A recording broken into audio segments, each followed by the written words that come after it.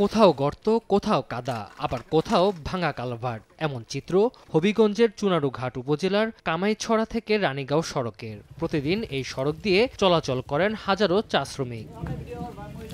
স্থানীয়রা জানান, সামান্য বৃষ্টিতে রাস্তায় জমে পানি। বছরের পর বছর এই অবস্থা চললেও হয়নি সংস্কার। যাতায়াত ভোগান্তিতে স্থানীয়রা। আমার ডেলিভারি যেমন যায় না, বিরাট কষ্টই জায়গা, যেহেতু আমরা রাস্তা যাই না, এটা মরণ গাঙ্গে যাইতে প্রায় আইলে করে কইব আমরা রাস্তাঘাট কইটা দেব, কিন্তু বুট নিয়ে আইরা পরে দেখা যায় আমরা সাথে এরা করে বেইমানি। আমরা বাগানে ট্রাক্টর দিয়ে ঠান্ডা নিয়ে দিই চালানটা, আগে গাড়ি আইতো এখন আয় না। উপজেলা স্বাস্থ্য কমপ্লেক্স ও জেলা সদর হাসপাতালে পৌঁছানোর একমাত্র পথ এটি। সড়কের খানাখন্দের কারণে বেশি ভোগান্তিতে পড়েন রোগীরা। দ্রুতই সড়ক সংস্কারের দাবি এলাকাবাসীর। আসলাম ভাই, আমি রুগী লইয়া আমি নিজেই রুগী গেছি, এখন আমি যাইতে পারি না। এখন এরারে কেন লোকজন আনছি ডাকিয়া 4-5 জনটা কইছে আমারে পার করে দিতে। রাস্তাটা ঠিক করার জন্য আমি রিপোর্টেও করাই এবং পরবর্তীতে আমরা স্থানীয় প্রতিনিধি যারা আছে ওনাদের নলেজেও নিয়ে আসি।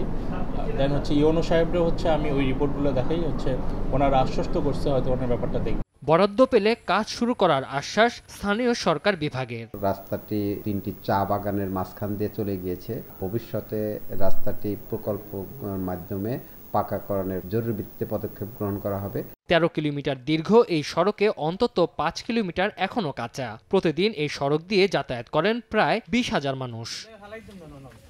সময় সংবাদ, হবিগঞ্জ।